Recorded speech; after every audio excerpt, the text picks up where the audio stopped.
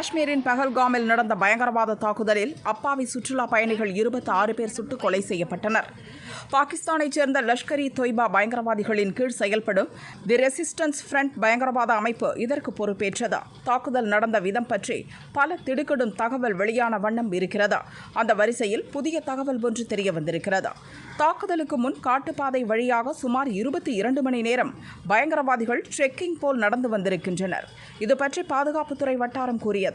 பஹல்காமில் பைசரன் பள்ளத்தாக்கில் நடந்த பயங்கரவாத தாக்குதலுக்கு உள்ளூர் பயங்கரவாதி ஆதில் தௌஹர் முக்கிய பங்காற்றியுள்ளான். அவனும் பாகிஸ்தானிலிருந்து வந்த பயங்கரவாதிகளும் சேர்ந்து நேரடியாக துப்பாக்கிச் சூட்டில் ஈடுபட்டிருக்கின்றனர்.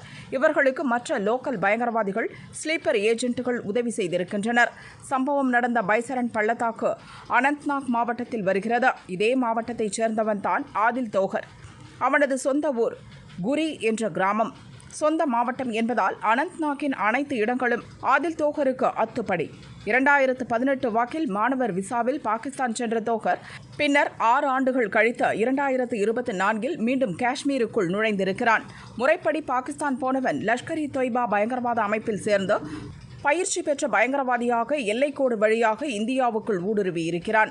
அப்போதே அவனுடன் பாகிஸ்தான் பயங்கரவாதிகளும் புகுந்திருக்க வேண்டும் என்று கூறப்படுகிறது. பின்னர் எல்லையிலிருந்து படிப்படியாக உள்ளூர் பயங்கரவாதிகள் ஆதரவுடன் அனந்த்நாக் மாவட்டத்துக்கு ஊடுருவியிருக்கிறான். இவ்வளவு காலம் தலைமறைவாக இருந்த ஆதில் தௌஹர் பாகிஸ்தான் பயங்கரவாதிகளுடன் சேர்ந்து திட்டமிட்டு பைசரன் பள்ளத்தாக்கில் தாக்குதல் நடத்தியிருக்கிறான். தாக்குதலுக்கு முன்பு அனந்த்நாக்கின் கோக்கர்நாக் என்ற அடர்ந்த வனப்பகுதியில் தான் பயங்கரவாதிகள் முகாமிட்டிருந்திருக்கின்றனர். அங்கிருந்து அடர்ந்த காடு, பள்ளத்தாக்கு, ஆறு, மலைப்பகுதியை கடந்து பைசரன் பள்ளத்தாக்கு பகுதிக்கு வந்திருக்கின்றனர். கிட்டத்தட்ட 60 முதல் 75 கிலோமீட்டர் பயணம். 20 முதல் 22 மணி நேரம் நடந்தே ஸ்பாட்டுக்கு வந்துள்ளனர். பின்னர் திட்டமிட்டபடி சுற்றுலா வந்திருந்த இந்துக்களை மட்டும் தனியாக பிரித்து சுட்டுக் கொன்றிருக்கின்றனர். பயங்கரவாத சம்பவம் தொடர்பான விசாரணை இப்போது NIA வசம் ஒப்படைக்கப்பட்டிருக்கும் நிலையில் இன்னொரு முக்கிய தகவலும் வெளியாகியுள்ளது. சம்பவம் நடந்த இடத்தில் உள்ளூர் போட்டோகிராஃபர் ஒருத்தரும் இருந்திருக்கிறார். பயங்கரவாதிகள் துப்பாக்கியால் சுடுவதை பார்த்ததும் தப்பிக்க வழி தெரியாமல் அவசரமாக மரத்தில் ஏறி இருக்கிறார். குருவி சுடுவது போல் சுற்றுலா பயணிகளை பயங்கரவாதிகள் சுடும்போது உயிரை கையில் பிடித்தபடி தனது கேமராவில் வீடியோ எடுத்திருக்கிறார்.